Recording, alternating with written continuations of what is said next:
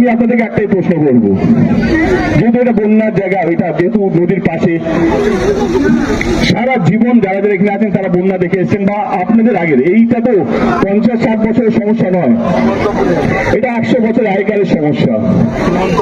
এবারে আমি আপনাদেরকে একটাই কথা বলবো, যে ভোটটা কি নিয়ে হওয়া উচিত। যেই প্রার্থী যে আপনাদেরকে নিয়ে ভেবেছে, আপনাদের পরের জেনারেশনকে নিয়ে ভেবেছে, সে আজ একটু উল্টো পাল্টা কথা বলেনি, নিজের কাজটাই আপনাদের সামনে রেখেছে, তাকে তো ভোট দেওয়া উচিত। আমি এটুকু বলবো, কে কি বলছে আমি জানি না, কেউ বলছে ঘাটাল মাস্টার প্ল্যান হবে না, এটা ভোটের প্রতিশ্রুতি দিয়ে পালিয়ে যাবে।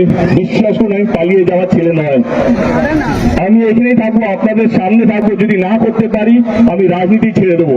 আরেকটা বড় কথা বলে যাচ্ছি, 2026-এর বিধানসভা নির্বাচন, তার আগে যদি ঘাটাল মাস্টার প্ল্যানটা যদি না শুরু হয়, আমি আপনাদের বলে যাচ্ছি তৃণমূল কংগ্রেসকে আর ভোট দিতে হবে না।